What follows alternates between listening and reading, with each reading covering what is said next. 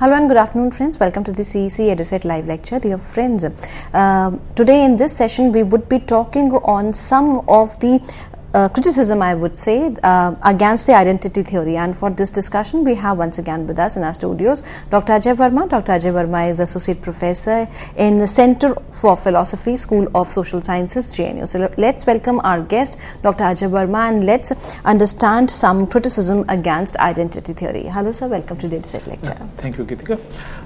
Hello, viewers. So as you're already aware, we have been in this series talking about different themes under the purview of philosophy of mind, and under that theme, last time we had a look at what exactly is the idea that is propounded by identity theory, and in this particular lecture we would be looking at some of the criticisms against identity theory. As a matter of fact, some of the very broad criticisms we've already discussed in the last lecture. Today, we would be looking at some of the main arguments against identity theory. But before we do that, maybe we should have a quick recap about what exactly is meant by identity theory. Identity theory, as some of you would recall, actually refers to an idea in philosophy of mind, according to which for all mental states, we have necessarily a corresponding brain state. So this idea, as a matter of fact, did away with some of the difficulties that were there with behaviorism, as we already discussed that in the last lecture. Behaviorism was based on, as a theory, it was based on an idea which kind of completely bypassed any mental processes which otherwise sort of supposed to go on in our mind. So basically, our common sense suggests that whenever we have certain ideas in our mind, whenever we have certain feelings, say for example pain, pleasure, whatsoever, then there has to be something corresponding. These are some things that we feel, and the event in a certain way occurs inside of us, to which we have some kind of a first person access. But behaviorism actually doesn't want to treat it as something related to the realm of the inner. So for obvious difficulties, because we don't generally have an access to inside the mind of a person. We can never know, if a person is sort of not telling us what he or she is thinking in a particular moment, there is no way we would be able to know what exactly are the thought processes that are going inside a particular person at a given time. So basically there is no way to have an access to one's towards the mental processes, towards the mental events, thoughts that go on inside a person's mind, unless that person is you. So that being the difficulty, and at the same time, since any notions related to mind, especially since psychology was one of the main disciplines associated with the study of mind, there was a need to make a study of mind in a certain way compatible with the demands of scientific method, which required some kind of observation of whatever we are talking about. So within that context, behaviorism seemed to provide a good answer to this demand by saying that let's look at mind only in terms of what are the manifestations of what is occurring inside the mind. So let's try to analyze pain completely in terms of the stimulus and response. So but when we are talking about stimulus and response, then we, in a certain way, completely bypass, the events that are supposed to be there inside the mind, and that problem was solved by identity theory. When identity theorists argue that all thoughts, all mental processes have a counterpart, have a physical counterpart inside the brain. So in that sense, mental processes, thoughts, and psychological events could be, in a certain way, viewed as some of the states inside the brain, some of the physical states. So when we are happy, there is some kind of physical event. This is not only a mental event, but there is a physical counterpart to it. So there is correspondingly a similar kind of a physical state that exists in our mind, in our brain. And one important presupposition in identity theory is that there is some kind of a correlation between some kind of a necessary correlationship between a particular brain state and a particular mental state. So if you are happy, then there is a particular brain state corresponding to that, and alternatively or conversely, if you are in a particular brain state, it cannot be that you are, say for example, a brain state associated with being happy, then it cannot be that you are in that particular brain state and you are not happy. So it was presupposed in identity theory that all mental events have some kind of a physical counterpart to them in terms of brain states, and those brain states, as we talked about it in the last lecture as well, since MRIs and sort of some different kind of scanning was possible. So there was a lot of hope that brain states could be somehow viewed, and today we know that there's a lot of research going around this this idea that all mental events have a corresponding brain event, and brain now we can see certain kind of firings happen. So these different kind of correlationships can be now studied, and as a matter of fact, we now know a lot of things about our brain. We know which are the areas responsible for what kind of mental events. Now we know that we know if when a person is in pain, what are the areas in the brain that glow up. So now we have fairly good knowledge about that. So in a certain way, the idea here is that probably identity theory was going in the right direction.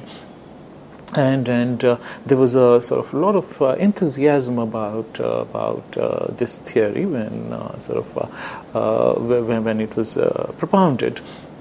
But then there were certain issues, there were certain conceptual issues, say for example that were there regarding identity theory. As some of them we talked about, in the last lecture. Say for example, thought processes are too complex. There are a lot of things going on simultaneously. Inside our mind, there's a lot happening at any given moment.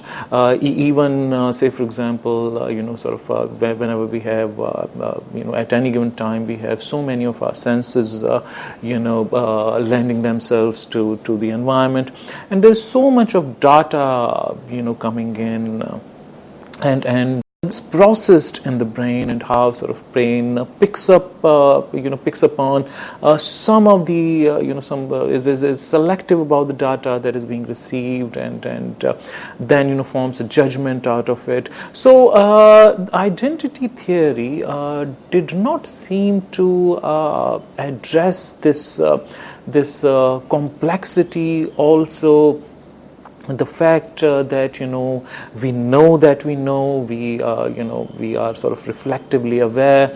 So how to account for certain activities like that? So there were these conceptual issues. How to account for, say, for example, a perception. Something that Kant also talked about, because for him self is a necessary postulate, to account for our perception of things.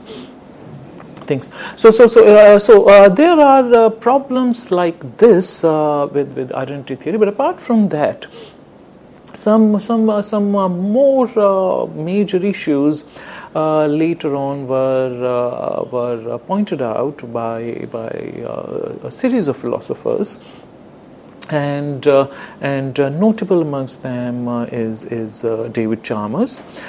He presents an interesting argument against identity theory, and in this argument, this is he asks us to go through a kind of thought experiment, and as we talked about in the last class, thought experiment is a technique which is not something new. In philosophy, we have been using it for a long time. So in this particular argument, David Chalmers wants us to imagine, what he calls a philosophical zombie. And philosophical zombie, would be some kind of a person, or zombie, as who would have all the physiological features that a common person has. So, physiologically speaking, zombies would have everything that would make them qualified to be called a person as such. So they wouldn't differ in physical aspect and physiological aspect. Philosophical zombies do not differ at all from any ordinary person down the street. So and they have brains. Then they have all the brain states. They have, and then they also manifest, the certain kind of behavior that is associated with certain physical states of the brain. So David Chalmers' argument goes something like this. He wants us to imagine a philosophical zombie, and a philosophical zombie, or P-zombie in the philosophy of mind and perception, is a hypothetical being that from the outside is indistinguishable from a normal human being, but lacks conscious experience, qualia, or sentience. For example, if a philosophical zombie was poked with a sharp object, it would not feel any pain sensation, yet could behave exactly if it does feel pain. So it may say ouch or recoil from the stimulus and say it is feeling pain. So the broad idea here in David Chalmers' argument is that he wants us to imagine a being who is of course a hypothetical being, who is completely indistinguishable from us from outside. But at the same time, it does not have any conscious experience.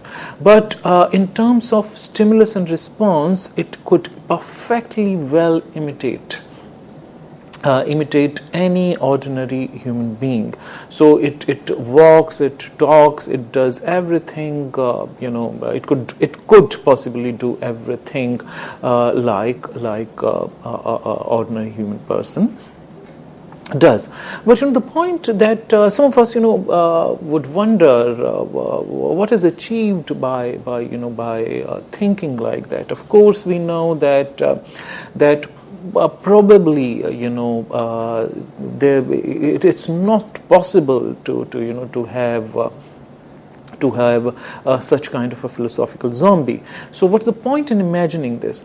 So the point that David Chalmers is trying to make here is that anything that is conceivable is possible. So say for example, even if it's not realized, it may not be so. But if it's conceivable, then it's possible.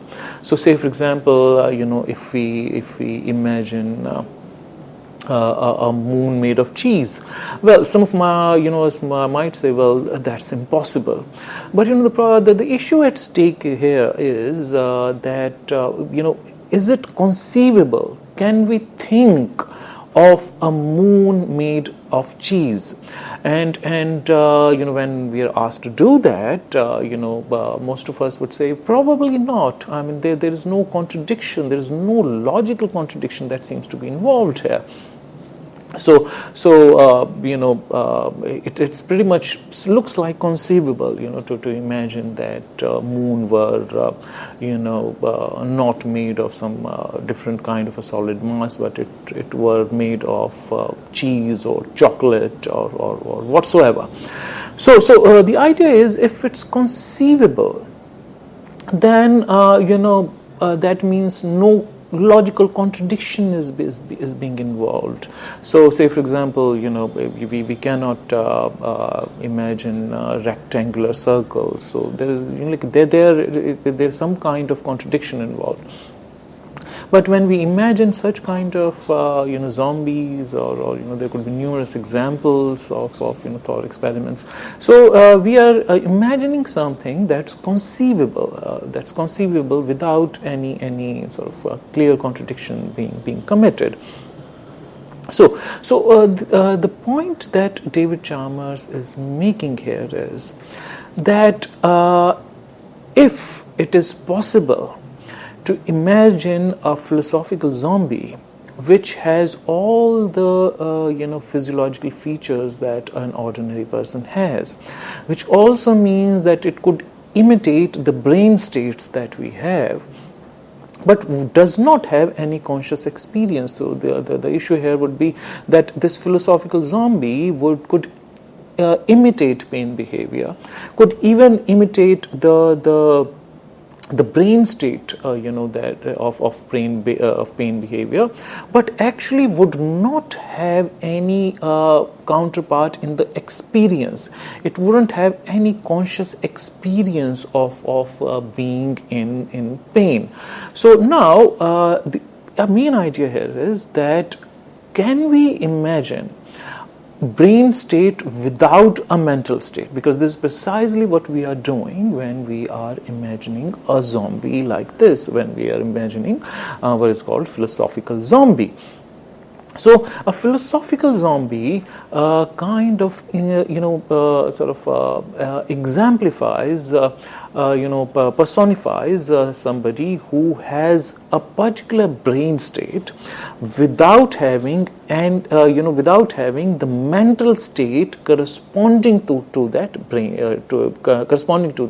brain state, which means it's conceivable that a brain state of a particular kind could be there without there being corresponding mental state. And we could imagine a brain state without a mental state, without involving ourselves into any logical contradiction. If that is the case, according to David Chalmers, it presents a difficulty, according to him, an insurmountable difficulty to the identity theory. Because here is an example, of how it's conceivable that there could be brain states without mental states. If it's conceivable, then it's possible, and no contradiction is being involved here, and if brain states could exist without any logical contradiction, without mental states, then then one of the postulates of identity theory, that there is some kind of necessary correlationship between brain states and mental states. This postulate, this postulation rather comes under attack. So the simpler version of conceivable argument, we could say, would go something like this. First premise would be zombies are conceivable, and then the second premise would be whatever is conceivable is possible, therefore zombies are possible. And if zombies are possible, that is so to speak another story for identity theory. So now this on the surface this looks like a very a good argument, very sort of forceful argument against identity theory. But if we look sort of close enough, as a matter of fact, intuitively also we can see that it's this, we really don't know what exactly we are trying to imagine when we are trying to imagine zombies like this. So one of the criticisms against David Chalmers comes from another philosopher named Dennett. So Daniel Dennett, first of all, points out that it's difficult to understand what exactly are we being asked to imagine, and sort of importantly, the context here is that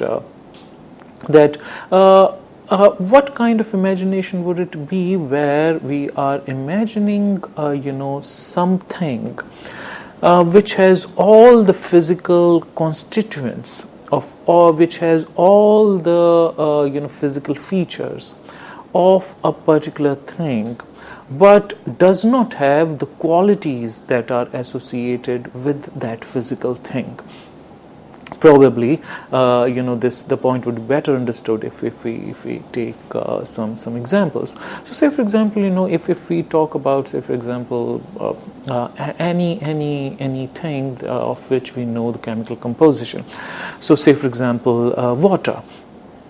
So now, if somebody asks us to imagine water, which has all the physical constituents that go on into the making of water. So, a molecule of water is supposed to have 2 atoms of hydrogen and then 1 atom of oxygen. So, if somebody asks us to imagine water, which which has the right physical composition, namely hydrogen and oxygen, exactly in the same proportion, in the sense that all oxygen atoms in that particular instance of water are linked with the 2 hydrogen atoms. So physically, it fulfills all the structural requirements, all the chemical, physical requirement that are there for something to be water, to be a case of water. Now, if somebody at the same time, wants to, tells us, well, see, imagine a water, an instance of water like this, which does not have, say, for example, wetness, which does not, say, for example, quench somebody's thirst if consumed, or a water, an instance of water which does not extinguish fire when sort of it's poured over something that's burning, or once it's so on and so forth. So now it'll be difficult for us to understand what kind of water are we being asked to imagine. what kind of being is it? If we are being asked to imagine, that means that particular thing would have everything associated with water. So Daniel Dennett sort of tries to explain it with some other set of examples. He says to imagine a philosophical zombie which would have brain states without having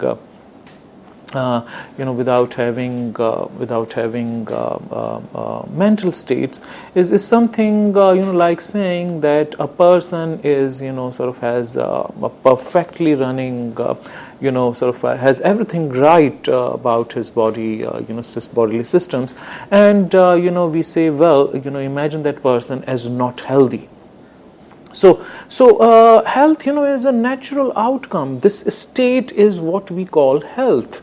There is, the health is basically a name for such kind of state. So now it's difficult for us to understand the very idea of philosophical zombies. So the main objection here against this argument is that philosophical zombies, the way David Chalmers wants us to imagine them, they are impossible. Even if they are they are conceivable, we don't know what exactly is the thing that we are being asked to conceive, and therefore, one of the premises, the main premises of David Chalmers' argument, concerning thought experiment regarding philosophical zombies. So Daniel Dennett attacks the very premises, upon which David Chalmers' argument rests. So this is one of the main arguments against identity theory, and then it has certain certain objections against. There are certain objections against this argument as well. So basically, Chalmers argues that a physical account of something can only explain its physical structure and function, how something is constituted and how it works. And this, he objects, is not enough to explain phenomenal consciousness. Such explanations miss out on how experiences feel, what it is like to undergo them, their subjective or first-person aspect. There is more to phenomenal consciousness than structure and function. So basically, it's not that Chalmers' argument is pointless. Chalmers, through this argument, despite the objections raised by Daniel Dennett, has a very important point that he's making, namely that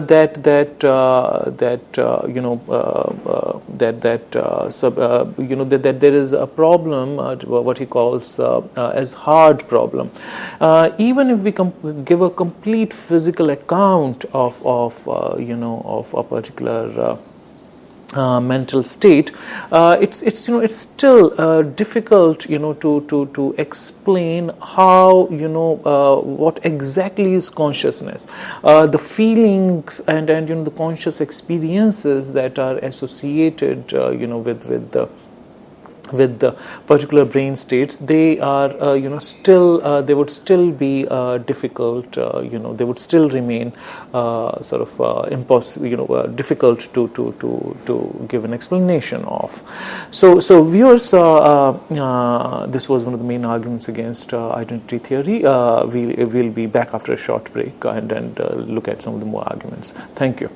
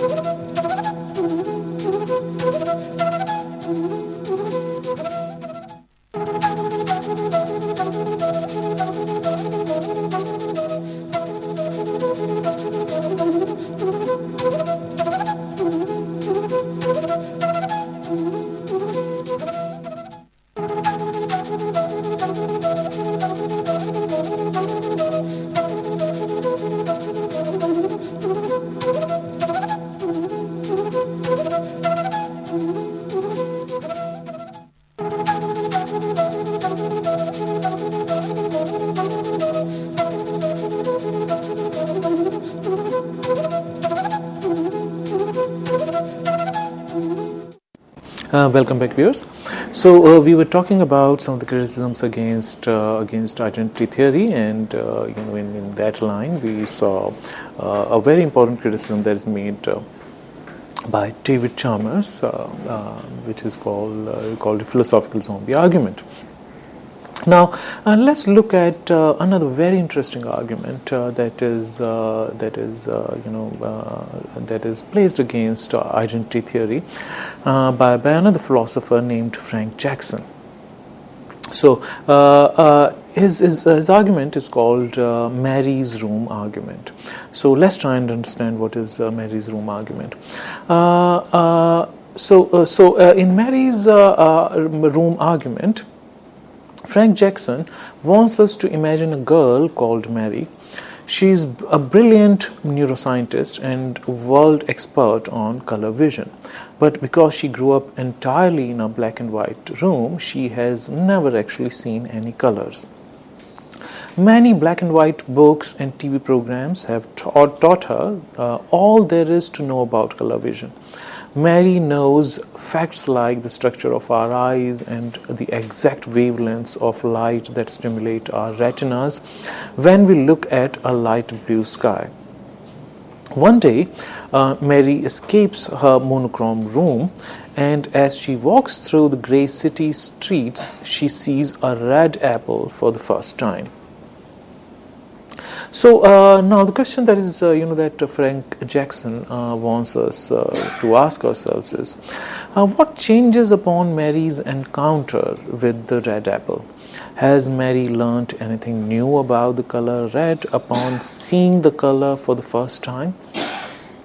Since Mary already knew everything about the physics and biology of color perception, she must surely have known all there is to know about the color red beforehand.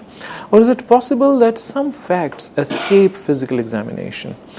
Physical, in this sense, refers to all the realms of physical science, including chemistry, biology, neuroscience, etc.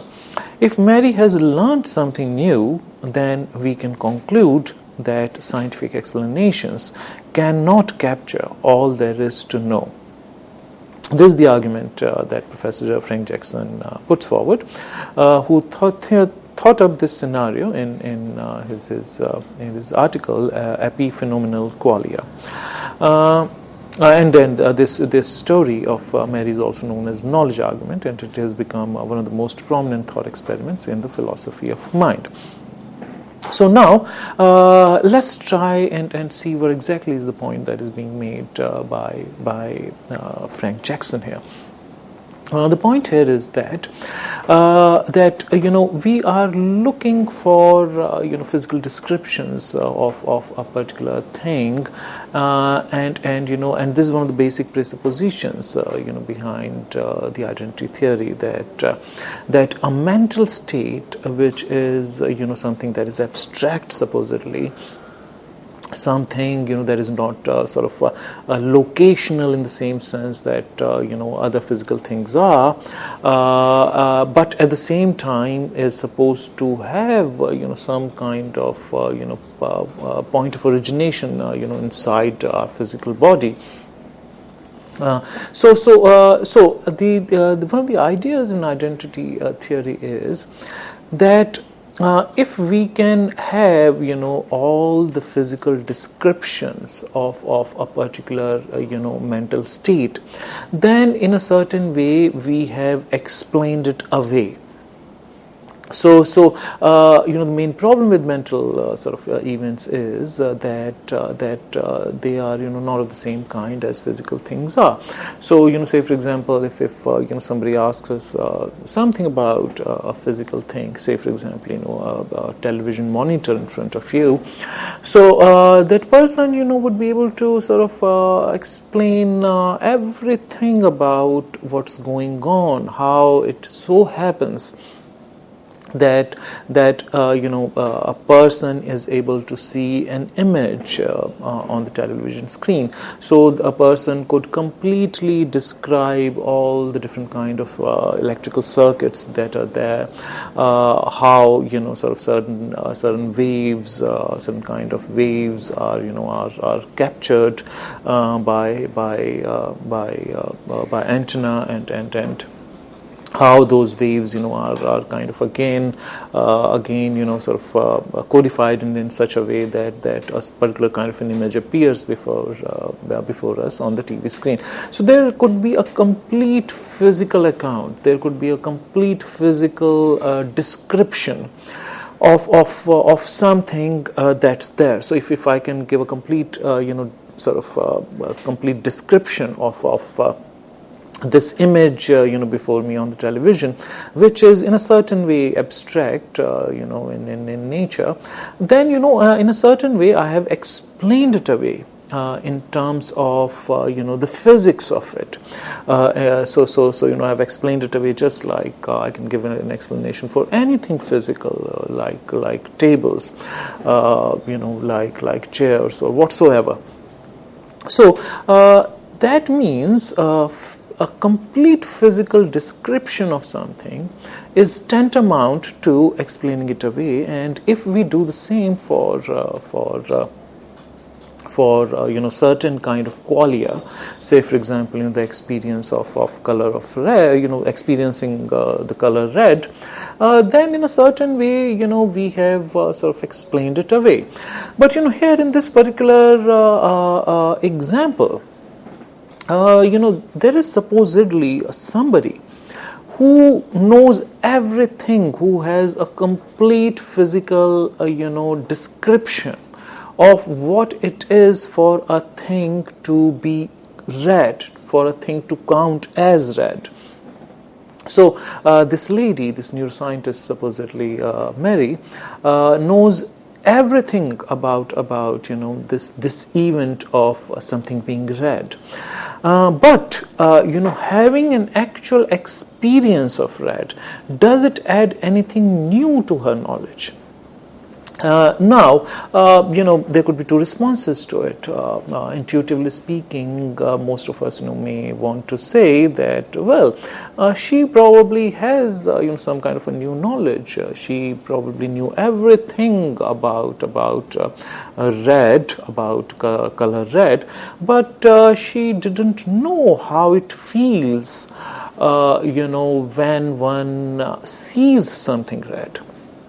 So she didn't know the feeling part of it. So now, since most of us in this case would be inclined to say that Mary has come to know something new when she comes across an actual instance of color red, and when she comes to know what it means to encounter something that is red in color, what it means to experience, something that is red in color, she has probably known something over and above, what she previously knew about the color red, all the physical descriptions, that is. So that would, if we say yes, she has come to know something new, then according to Frank Jackson, it poses a huge challenge to identity theory. That would mean if mental state were to be completely described away through their brain state counterpart, then we could hold that there's some kind of identity between the two. But if the mental state is always in excess of the brain states that is supposed to be the counterpart of it, that means then mental state involves something more than the brain state, which would mean that brain state is would be lacking somewhere, in comparison with the mental state counterpart of it. So mental state, in a certain way, if we look at this equation, mental state is in a certain way heavier than the brain state. So this, in that case, this equation, as a matter of fact, wouldn't hold. So this equation, this equation which presumes the identity between mental state and brain state, in a certain way, is challenged by Mary's, Mary's room argument. Now, there are certain interesting objections, as a matter of fact, that have been posed against Mary's argument.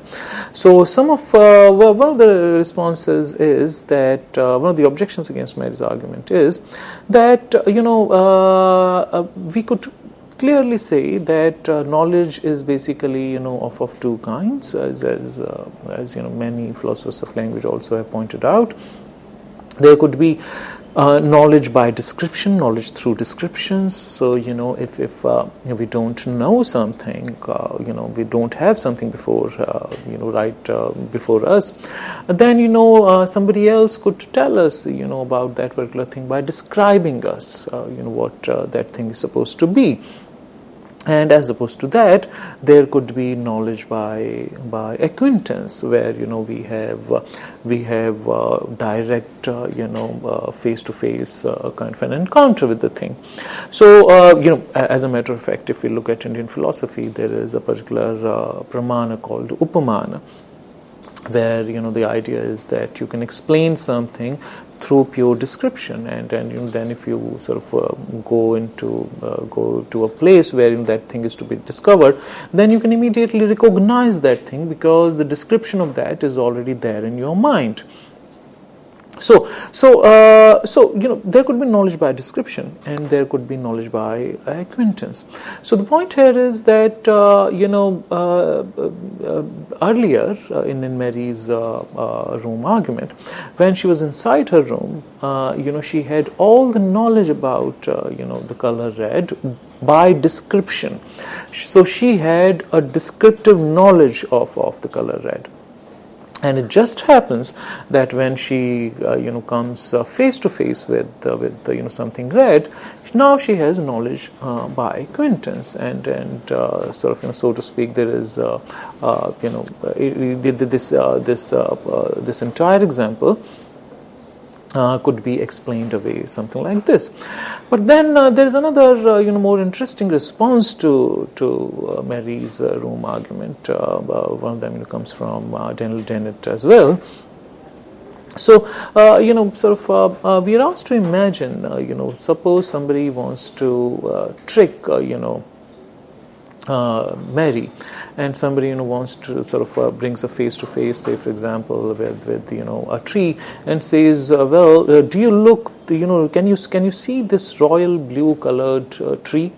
Now, since Mary knows everything about colors, she should be able to say, it's not royal blue in color. Because if she says, it's such a beautiful tree, yes, I can see it, then it would mean that somehow her knowledge of the color blue was deficient in certain respect.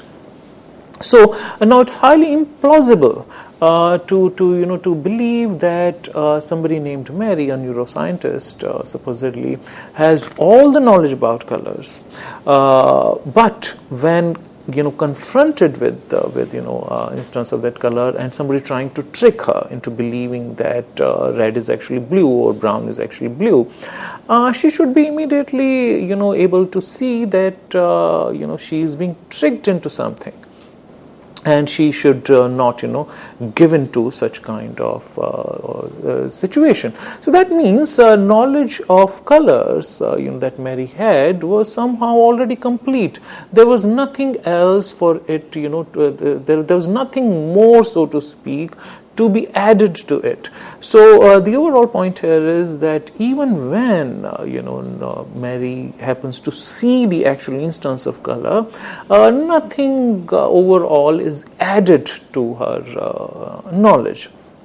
So both these arguments deny one of the premises, deny the intuition that we have that when you have a direct experience of the color, you have some kind of extra knowledge, apart from having the entire apart from knowing the everything about that particular color. So this was about Mary Room's argument. Now there's another interesting argument that comes from Paul Feyerabend and Richard Rorty. And the argument, this argument against identity theory goes something like this. Feyerabend and Richard Rorty point out that identity theory assumes that our ordinary mentalistic ways of taxonomizing psychological events in terms of beliefs, desires, and the like are not only good ways of taxonomizing, good ways to taxonomize things for ordinary purposes, but in fact map perfectly onto yet to be discovered underlying neural kinds. But I think that the case of belief and its skin is more like the case of water, where the mapping of H2O in fact works out, than like the case of our ordinary concept of fish, or even worse, like the concept of witch or phlogiston. In the case of fish, whales and dolphins are picked out by the concepts for millennia, but are now known not to be fish at all, but mammals. The concepts like witch and phlogiston both had great importance in their day, but both are now known to refer to nothing at all. Type identity theory assumes precise mappings from the mental to the neural, which warrant a reduction or replacement of the mentalistic vocabulary with the neural vocabulary, and at the same time legitimizes the mentalistic vocabulary by showing that it always refers to the underlying types of neural events. But Feyerabend and Rorty contend that mental talk was not intended to refer to neural events, nor did it inadvertently succeed in doing so.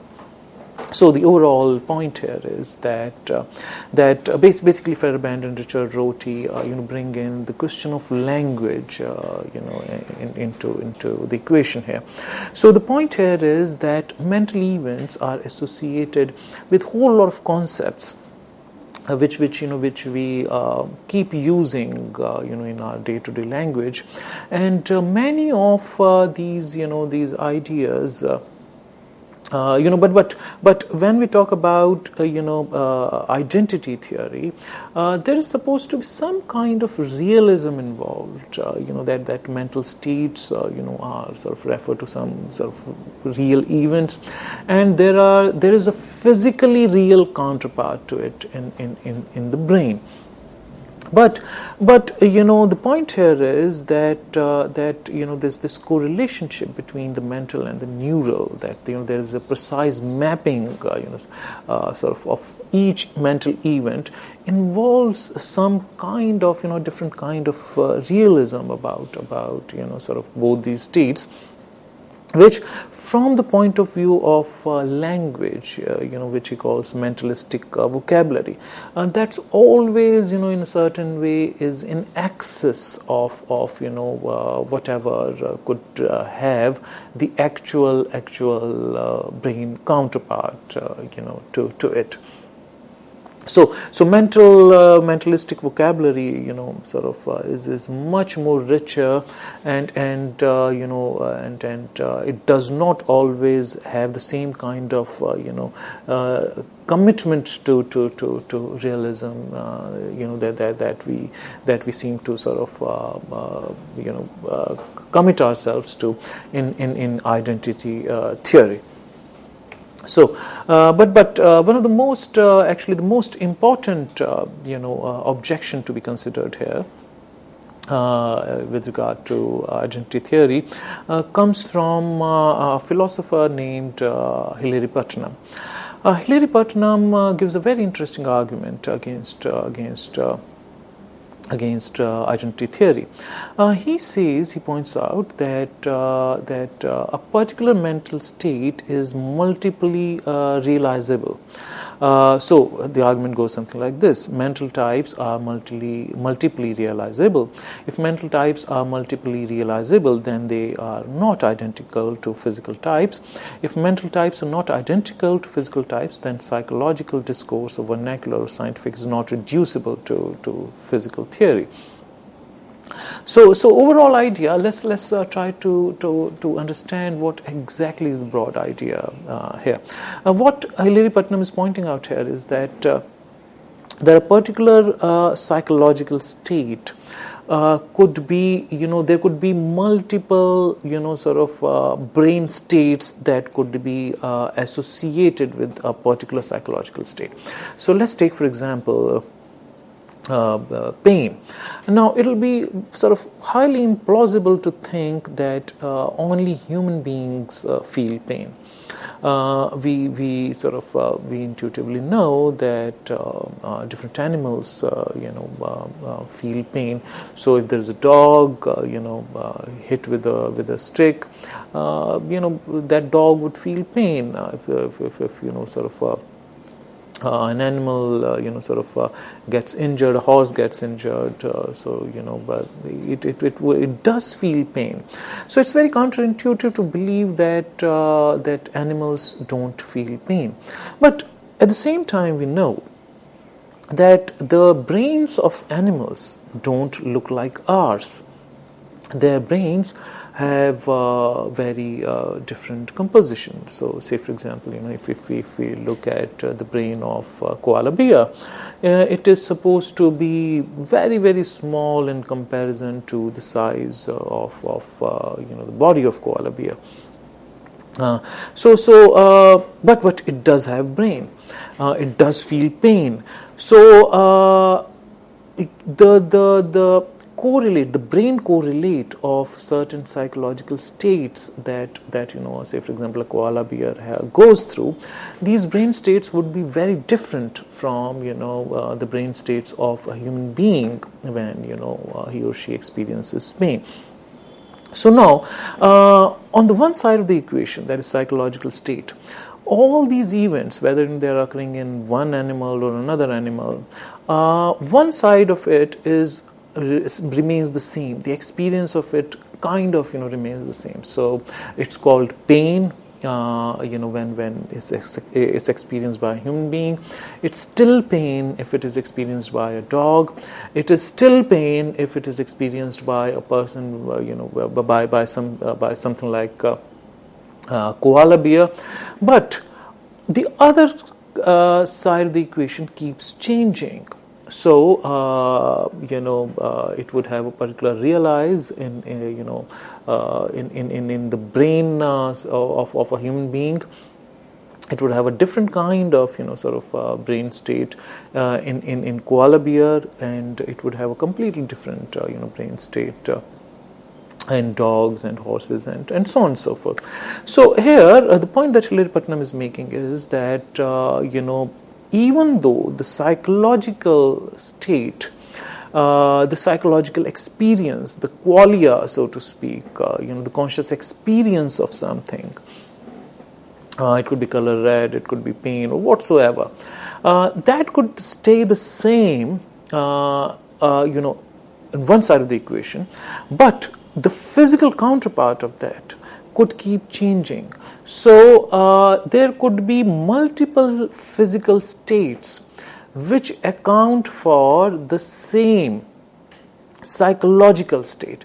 If that were to be the case, then there is no direct necessary correlation between the physical states and the mental states.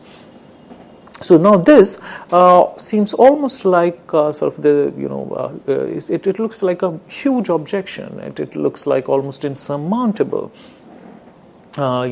objection against identity theory.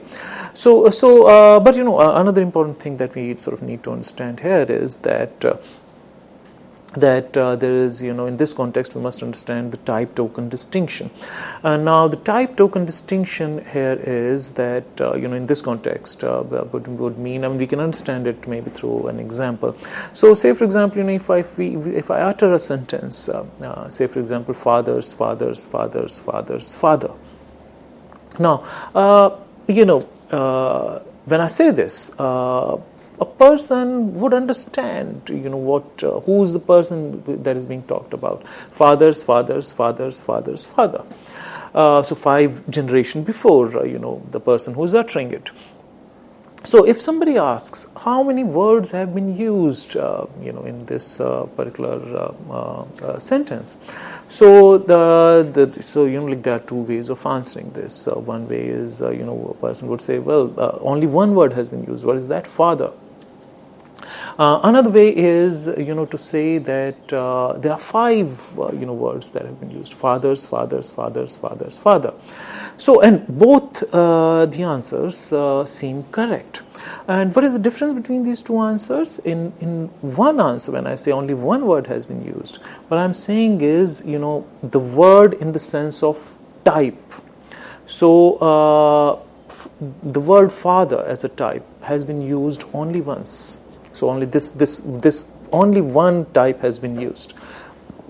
But if I am looking for, if I were to sort of look at the actual instantiations of these words, so in that case, I would say 5 words have been used. So these 5 words would be actual instantiation of this type. So these instantiations are called tokens. So what is like the idea here is that there are different ways of looking at what Hilary Putnam is calling multiple realizability argument. So one type could one type of mental state could be realizable through different so to speak different tokens. States. So, is there a type identity that we should talk about, or a different kind of sort of or we want to look at the equation in a different way? So the argument could be in that case put something like this: the form of a bare multiple correlatability argument against psychophysical identification is something like the following. First premise would be, if mental type M is equal to physical type P, then necessarily every M token is a P token and vice versa. So now the second premise is, it is not necessarily the case that every M token is a P token and vice versa, as evident from the example that we took. Therefore, mental type M is not equal to physical type P. So this is how this argument gets becomes even more incisive if we understand the distinction between type token. So, but there are a host of other difficulties that arise from here. So one of the difficulties is that suppose if a particular mental state, psychological state, could be realized by a machine. So in that case, would it mean that that state actually occurs? As a matter of fact, the point here is that what Hilary Putnam is talking about, leads us into another way of looking at this problem, philosophy of mind, the problem of qualia, namely functionalism. So functionalism is basically, so Hilary Putnam suggests by this argument, after this argument, that instead of looking at what a mental state, what a psychological state is constituted of, instead of asking that question, we should just look at how to what kind of function a particular mental state performs. So say for example, if we look at the physical side of these examples, there could be different mental, physically speaking, the mental state of a human being in pain is different. The mental pain, the brain state of a dog in pain is different from the brain state of a human being in pain, and so on and so forth. But function in of all these different states remains the same, namely that of pain. So instead of looking at the constitution, instead of defining a mental or psychological state in terms of the constitution of the brain state, we should talk about the function that a particular brain state is supposed to perform. And if we look at this distinction in terms of function, then the problem probably could be solved. So say for example, there could be sort of watches of different kinds. They could be they could be different physical sort of tools being used inside those watches, but their function remains the same. So friends, this is all the time that we had for today. We'll be talking about functionalism in our next lecture in the series. Thank you. With this note, thank you, sir. Thank you so very much for delivering such a nice session. And dear friends, we will be meeting again soon. Till then, take care. Goodbye. Thank you, sir. Thank you once again.